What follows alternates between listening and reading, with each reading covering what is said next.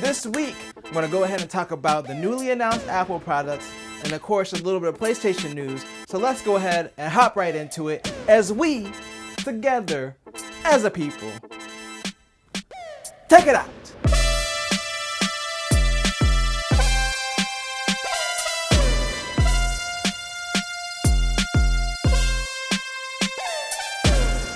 And welcome to another sensational Saturday.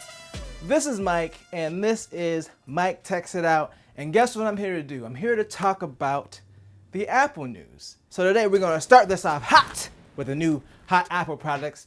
And I want to tell you what I think of it, if it's a yay or a nay or eh. For me personally, I mean, maybe you liked it or whatever, but I'm gonna break it down my way.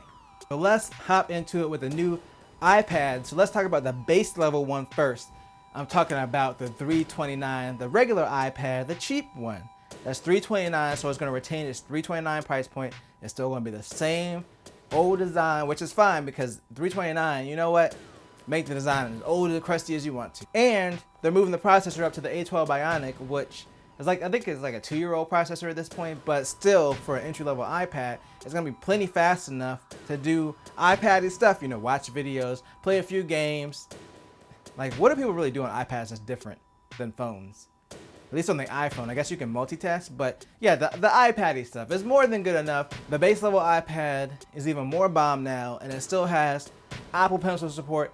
And in fact, I would say this is definitely a yay, because an update to the cheaper one, especially with that processor, it's pretty much going to be more than good enough for 90% of people, because who's really doing anything crazy on an iPad aside from a few people who are like designers and musicians? They might, you know, be going for the iPad Pro, or they might actually go for the new redesigned 10.9-inch iPad Air. It's pretty much just a tweak version of the 2018 iPad Pro body, but it's gonna have a little something that's different. It has a fingerprint sensor on the power button. Apple finally did it. They finally gave in and put a fingerprint sensor on the power button, something that a lot of Android phones have been doing for 8,000 years, and Apple was like, you know what, we're not gonna put Face ID in this iPad Air because it's too expensive, so what else can we do? And they're like, what if we did something innovative and we put the Touch ID in the lock button? So I know a lot of people are gonna be happy about that, especially if they're interested in the Air. It's gonna be $599, and it's coming out sometime next month. They didn't give an exact date, but personally, I like the Face ID because my hands get too sweaty for Touch ID. It never worked well for me. So as soon as Face ID came out, I was all on board with it.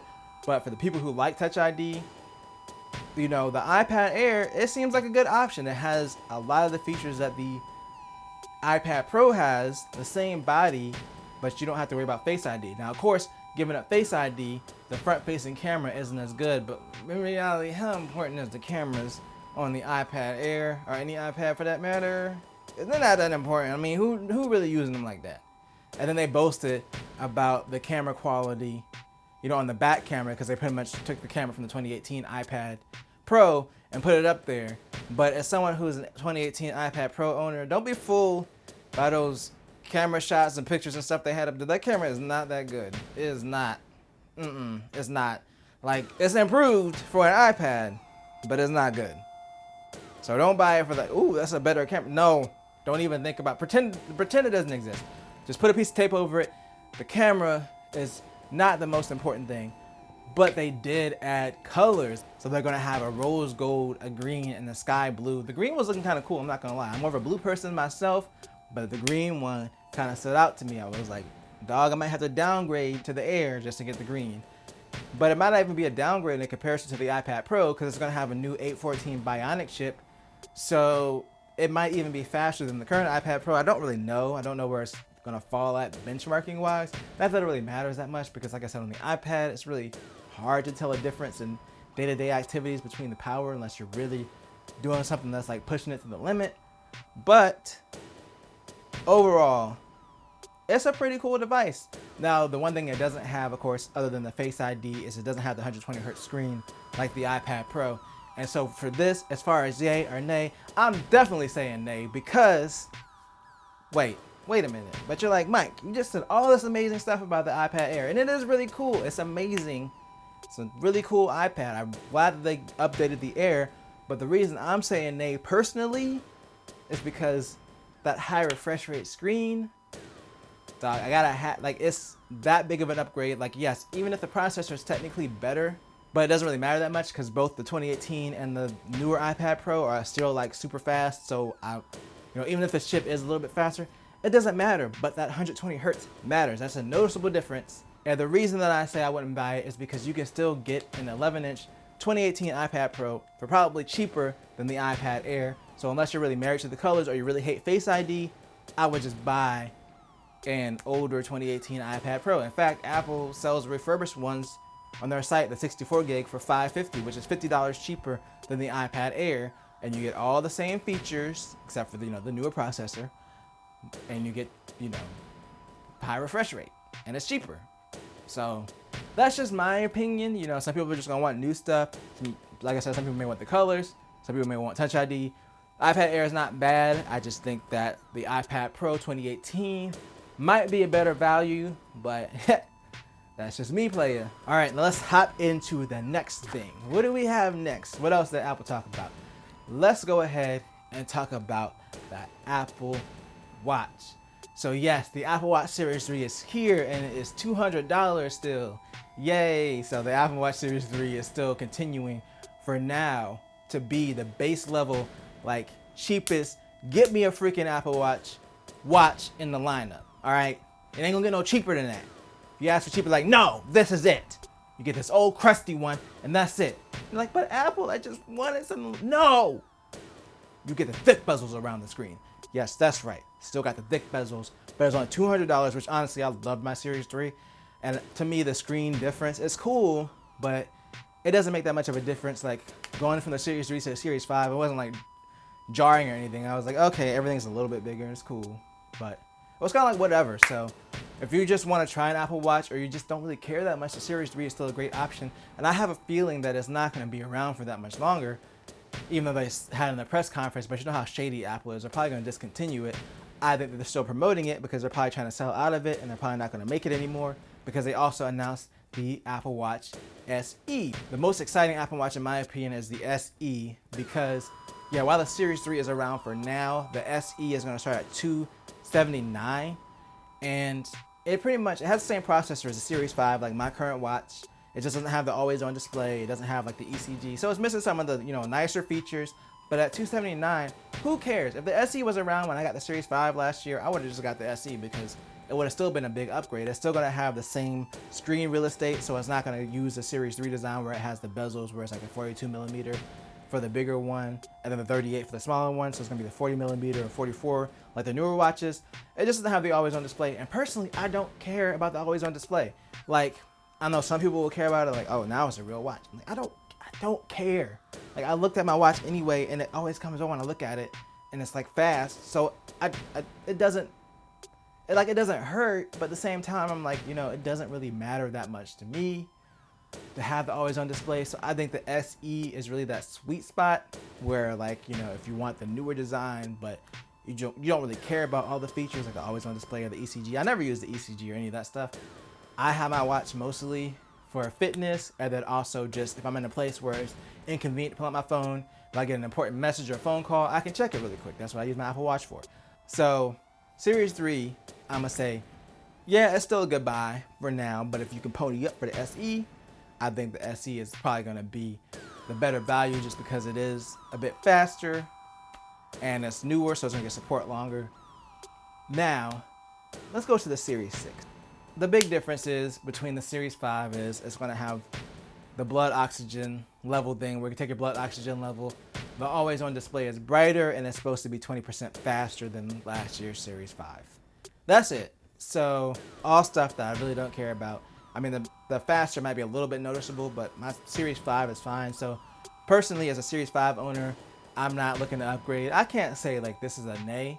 It's still going to be a really good watch. Like if you want to get the Series 6, it's fine, but but if you could get a good value on a Series 5, it would probably be worth it because the differences are so minute, especially if you don't care about the blood oxygen thing between the Series 5 and the Series 6, and then the always on display is going to be brighter.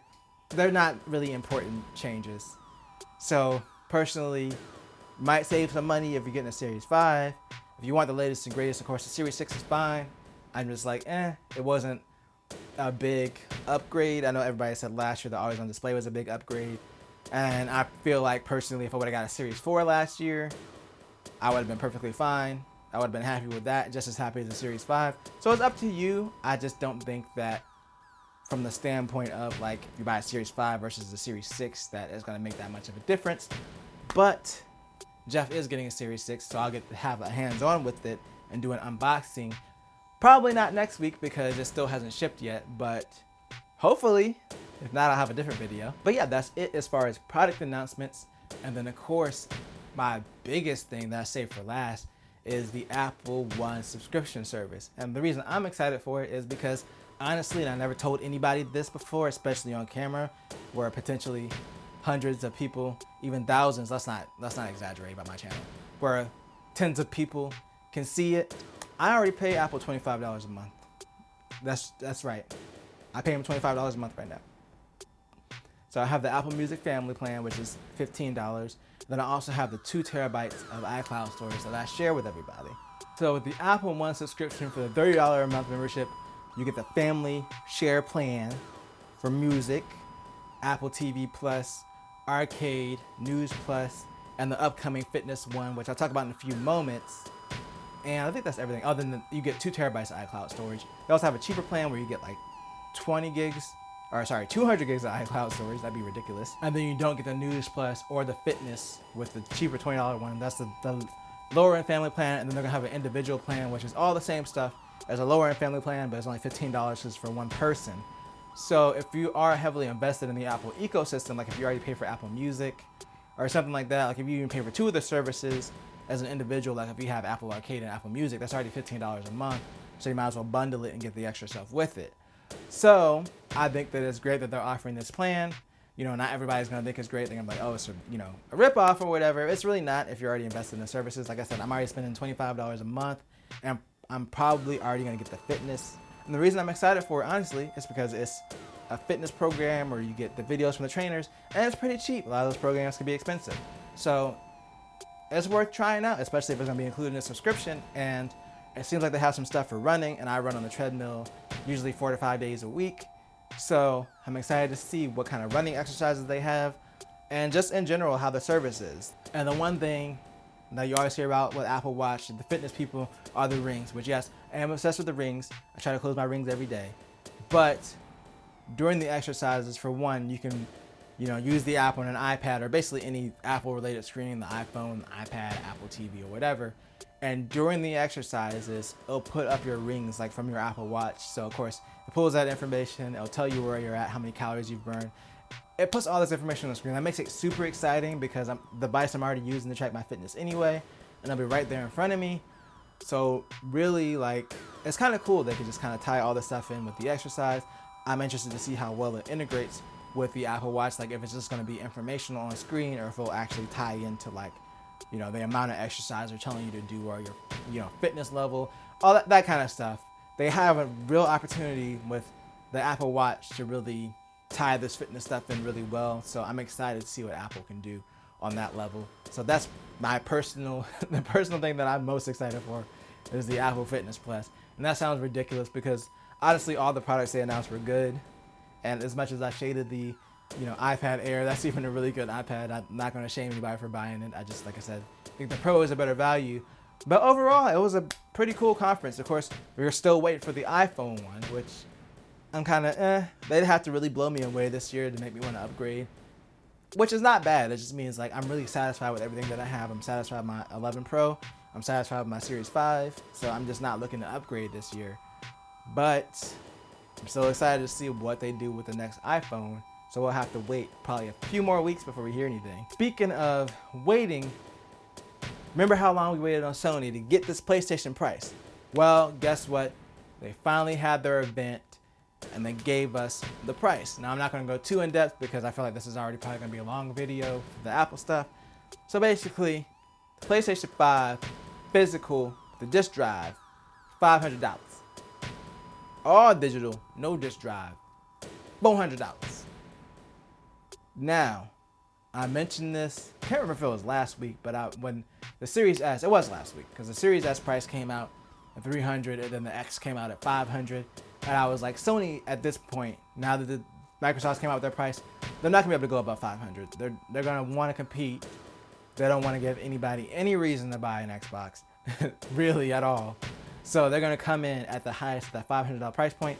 I didn't expect the digital to be $400. I think I might have mentioned, I was like, it could be $400, but it's good that they came in at $400 because that's gonna possibly in their minds sway people away from the Series S at $300, but $300 is still a killer deal. I mean, $400 is close, but if you think about it, that's still 25% more price-wise than the Series S. So it's really going to depend on that gamer, if they're a PlayStation loyalist, or if they don't care and they just want a system, like I said, to play their Call of Duties and Fortnite and stuff, like I was talking about last week, they might still go with that Series S because it's only $300. So this console generation is really going to be interesting. Speaking of interesting, there was a kerfluffle with the pre-orders. Apparently they went up a little bit early for some retailers for the PlayStation 5, and they pretty much instantly sold out along with the new RTX 3080 graphics card. So everybody's mad about it online, like blah, blah, blah, blah, blah. But in reality, you know, just wait to buy the system and the graphics card. It's not they're never going to make any more ever again. Like, you just might have to wait longer to get one. And honestly, there's not really any major games that are coming out that are, in my opinion, that are must play on either system. So I don't think it really hurts to wait. You'll be fine. Might even be able to find one in the store after they come out.